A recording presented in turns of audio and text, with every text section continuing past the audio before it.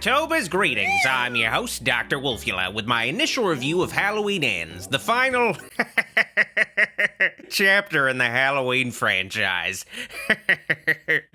Couldn't keep a straight face. No, this very likely is not the final Halloween movie. Much in the same way Friday the 13th, the final chapter, and the final Friday were not the ends of their franchise either. We always need boogeymen in our lives, something we can devote all of our fears and anger toward, which is a running theme of Halloween Ends. The tragedy behind horror is difficult to let go of, much like the icons of the horror genre itself. So how can you really move on for good? I bought a home, a place to live with love and trust. Halloween Ends explores this idea, and while it probably isn't going to be the end of the Halloween franchise in the long run, it's definitely the final part of the David Gordon Green trilogy of Halloween films, his take on Laurie Strode facing off against Michael Myers decades after the original movie.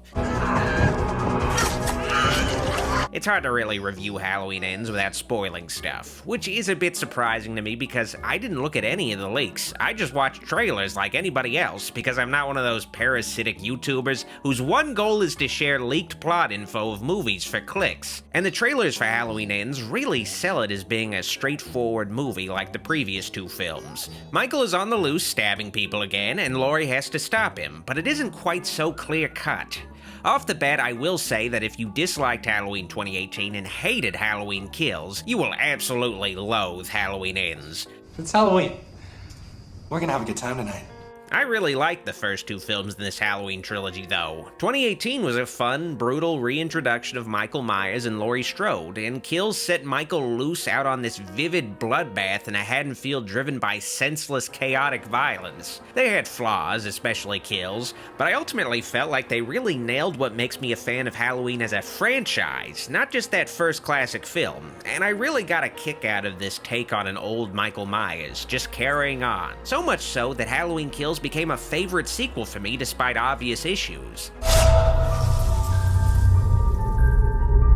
Halloween Ends doesn't play it safe like its two predecessors, though. It's still a slasher movie, but it's not as straightforward of a slasher movie. It explores territory that the franchise has toyed with, either in unfulfilled sequel hooks or unrealized scripts, but never fully committed to before. It's still a movie with Michael Myers in it, and there is a final confrontation between him and Laurie Strode, but the road to getting there is not an obvious, exciting one. The movie barely has Michael Myers in it. We don't see him until 40 minutes into the film, and when we do see him, it's a far cry from the shape we're accustomed to. He spent the last 4 years hiding in a sewer, killing vagrants but mostly laying low, especially since his house was demolished. It's the return of the homeless shape. We see a more human Michael. All the abuse inflicted upon him in the previous films seem to finally have caught up with him. He's barely able to move at the start of the movie. He's essentially in slasher villain retirement, which is disappointing to see, but it's understandable. What he accomplished in 2018 was pretty above and beyond for a 61-year-old man. If he did come out of hiding willingly, he'd have some diminishing returns now that he's pushing 70, and would very likely be killed. Despite Michael's extreme capabilities, Halloween Ends makes it clear that he's definitely still a man, but the legend surrounding him makes him so much more than that. You're scared because you know Michael Myers is Boogeyman's gonna get you. It gives people something to be frightened of forever, remembered forever. He's immortal as the boogeyman, an inexplicable mystery. It's like Batman. Michael is flesh and blood under the mask, but as a symbol, he can be everlasting. Truth would evolve into legend as people searched for motive and meaning. So while Michael is just decomposing in a sewer, Haddonfield itself is decomposing in the aftermath of his 2018 bloodbath. A lot of the population is scared and angry. A wave of violence has overrun the town, murder is rampant, especially on Halloween. This is the legacy of Michael Myers. His glory days are behind him, but his bloody work still continues. And as the town turned in on itself, I made a promise not to let fear rule my life anymore. On the flip side, while the town is falling apart in Michael's wake, Laurie Strode, her granddaughter Allison, Deputy Hawkins, and Lindsay Wallace, the survivors who came in closest contact to Michael, are thriving. Laurie owns a house in town, she's connecting with her granddaughter, and she's putting things in perspective in a book.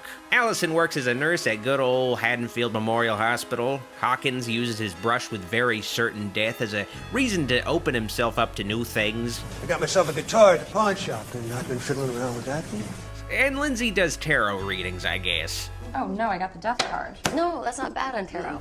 They've all moved on. They're not looking for Michael, and he's not looking for them, which is where the particularly controversial aspect of the film comes into play. What brings Michael crashing back into Laurie's world.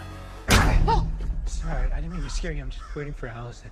The film's cold open concerns a new character named Corey Cunningham, a promising young man with a bright future who takes a job babysitting a year after Michael's killing spree in 2018. The kid Corey babysits for is a dickhead, though. And I don't really feel like pretending to be best friends with an ugly-ass boy babysitter.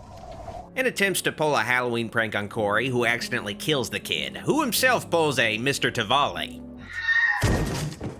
Corey is exonerated for the death of the child, and reasonable folks in Haddonfield sympathize with Corey, but most people aren't reasonable and look upon Corey as their new boogeyman in the wake of Michael's absence. Little psycho bitch. You don't know what you're talking about! You don't know what you're talking about! Corey's reputation is ruined. He becomes a burnout working in a scrapyard, the talk of gossip and hated by most of the town. But he's shown compassion by Laurie and especially by Allison, who dates Corey, which feels a bit like a stretch. But it seems like it says a lot about how shitty most of the dudes in Haddonfield are, especially when the most famous one is a mass murderer anyway. I got a motorcycle. Oh, a motorcycle. Teach me to ride it? After being harassed by some teens, though, Corey comes into contact with Michael, and after performing a vibe check, Michael spares the boy, who goes down a murderous path of his own. With Corey's character arc, the movie explores the idea that if you see somebody as this cold-blooded killer, eventually that's what they'll become. The town needs a boogeyman, so Corey finally obliges, but it also presents the idea that Corey inevitably would have become a killer regardless of his past, or that everybody has this dark self inside them, the evil that drove Michael to snap as a young boy. Did the town do this to him after the accident? Or was it always there? The movie isn't just Corey becoming a copycat killer, though. He teams up with Michael, learning how to be the Shape. It's strange to see Michael collaborating with somebody, seeming to be mentoring somebody else like this is a Batman and Robin situation, but like with anything Michael does, it's really up in the air what his motivations are. If he was just using Corey to help him get back into the groove of killing, or just wanted to pass on his knowledge of murder to another generation, continue his legacy. There are shades of John Carpenter's adaptation of Stephen King's Christine in the relationship between Corey and Michael. Corey doesn't just want to settle on being a disciple of the boogeyman, though. He wants to become the boogeyman, and his ambitions are what trigger the film's final confrontation. Am I a bad person? Are you?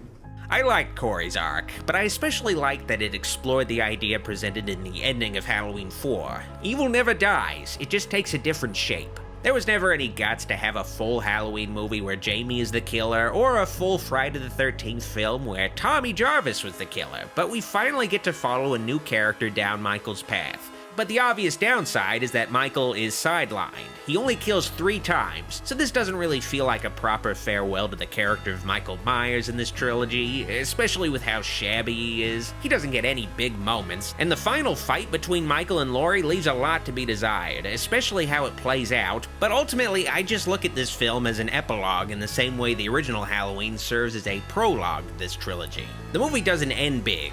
All the biggest, most exciting action in a story happens in the middle, i.e. Halloween 2018 and Halloween Kills. Halloween Ends is much more on the scale of the first Halloween. It's winding things down, spending time contemplating the legacy of Michael Myers and the cycle of fear and violence he started in Haddonfield, how it continues, how it can end, and how to move on, how to stop being fixated on evil and let it finally die. In a lot of ways, Halloween Ends does feel reminiscent of Rob Zombie's Halloween 2, but much more coherent and with a less hopeless, nihilistic take on Laurie Strode's story as a survivor. I'm not strong enough and I'm tired of pretending that I am! How Halloween Ends plays out is questionable as a finale, even to this trilogy, and though I liked the movie, I definitely didn't feel completely satisfied with its ending. But there's no way this movie would be able to satisfy everyone anyway, so I do appreciate the film not even trying to bother with a big spectacle, and instead be introspective, exploring characters and ideas instead of focusing on upping the action and deaths, where it instead feels like a farewell to Haddonfield. Honestly, if you liked Halloween 2018 and even Halloween Kills, there's a strong chance you still won't like Halloween Ends just because it goes against the standard approach taken in the last two movies, and it isn't some huge, explosive, satisfying finale. It uses the font from Halloween 3, not just because it's the third in a trilogy, but also because it was probably to signify the movie was designed to be divisive, like the original divisive Halloween sequel. I liked Halloween Ends, though, as it is, an epilogue quietly contemplating Haddonfield's cycle of fear and violence. I give Halloween Ends a Corey out of Michael. Alright, now bring on Halloween 14. If you liked this video, like it, and if you loved it, click the subscribe and bell buttons for more vids. I'd also like to thank these fine folks pledged my shout-out tier on Patreon for all their kind support. Videos like this wouldn't be possible without all their help. Thank you for watching, see you next time. Dr. Wolfula signing out.